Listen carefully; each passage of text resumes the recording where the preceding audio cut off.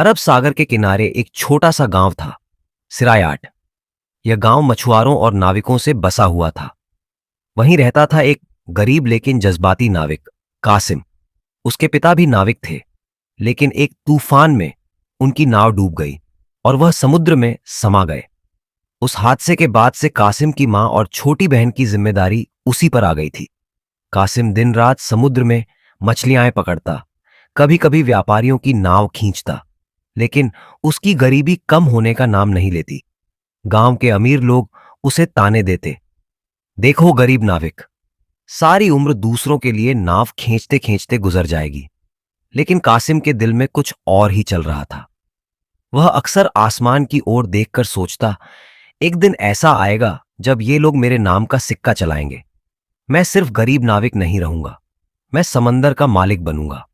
फिर एक दिन एक रात कासिम बंदरगाह पर काम कर रहा था।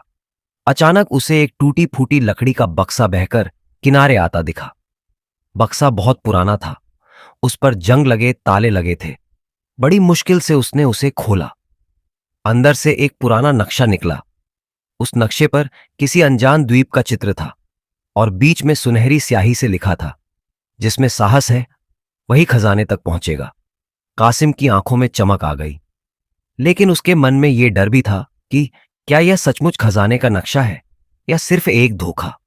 लेकिन कासिम ने नक्शा छिपा लिया और अगले ही दिन अपनी छोटी नाव लेकर यात्रा पर निकल पड़ा। समुद्र में तूफान उठे, लहरें ऊंची हुईं। कई बार ऐसा लगा कि नाव डूब जाएगी, लेकिन उसकी हिम्मत अटल थी। रास्ते में उसकी मुलाकात कुछ समुद्री डाकुओं से हुई।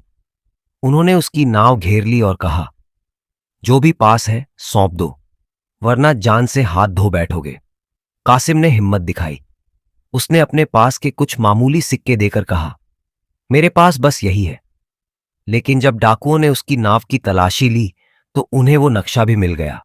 कप्तान ने जोर से हंसते हुए कहा, यह तो खजाने का नक्शा है, लगता है गरीब नाविक भी सपने देखता है।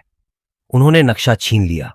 कासिम निराश हो गया, लेकिन उसने ठान लिया, अगर खजाना है तो उसे मैं ही पाऊंगा।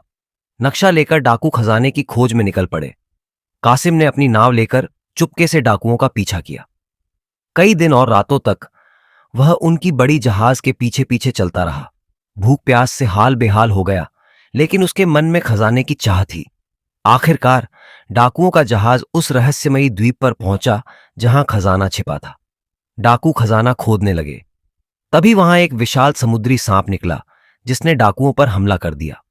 आधे डाकू वहीं मारे गए, बाकी भाग खड़े हुए।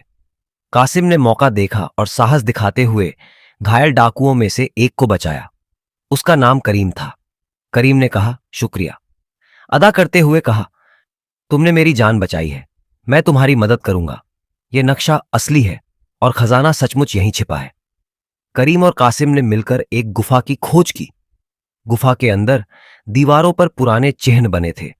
नक्शे में लिखे संकेतों को पढ़कर दोनों धीरे धीरे आगे ईक बढ़े। गुफा के अंदर खजाने तक पहुंचने से पहले कई तरह की मुश्किलों का सामना करना पड़ा। जमीन से अचानक निकलते नुकीले भाले, जिनसे दोनों साथियों ने अपनी जान बचाई। थोड़ा और आगे बढ़ने पर आग उगलती दीवारें मिले, जिनसे दोनों ने मिलकर सामना किया और कई कठिनाइयों का सामना कर आगे बढ़े। थोड़ा आगे जाने पर उन्हें एक गहरा गड्ढा दिखा जो अनेक सांपों से भरा हुआ था। कासिम ने अपनी बुद्धि और हिम्मत से एक एक करके हर जाल पार किया। कई बार ऐसा लगा कि अब मौत सामने है, लेकिन उसका साहस ही उसकी सबसे बड़ी ढाल था। आखिरकार दोनों खजाने के कक्ष तक पहुंचे। वहां सोने चांदी के ढेर, जवाहरात और पुराने ताज रखे थे। करीम ने कहा, अब तुम अमीर हो गए कासिम, ये सब तुम्हारा है। लेकिन तभी गुफा का दरवाजा अपने आप बंद होने लगा। दोनों ने मिलकर खजाने को गुफा से बाहर निकाला और नाव में लादने की कोशिश की, और आखिरकार किसी तरह दोनों गुफा से बाहर निकलने के कामयाब हो गए। जब कासिम अपने गांव लौटा तो उसकी नाव सोने चांदी से लदी हुई थी। पहले जो लोग उसे गरीब नाविक कहते थे, वही अब उसकी राह में फूल बिछा रहे थे। उसने सबसे पहले अपनी मां और बहन को आरामदायक जीवन दिया। गांव के गरीबों के लिए उसने स्कूल और कुएं बनवाए। धीरे धीरे उसने व्यापार शुरू किया और उसका नाम दूर दूर तक फैल गया। एक दिन वही लोग जो कभी उसका मजाक उड़ाते थे उसके दरबार में काम मांगने आए। कासिम ने मुस्कुराकर कहा, समंदर से बड़ा कोई नहीं। जिसने उससे लड़ाई की वो डूब गया, जिसने उसे अपना साथी बनाया वो अमीर बन गया। आरिफ अब सिर्फ गांव का नाविक नहीं था, बल्कि समुद्रों का मालिक कहलाने लगा। उसने अपने जहाजों का एक बेड़ा खड़ा किया और कई देशों में व्यापार फैलाया।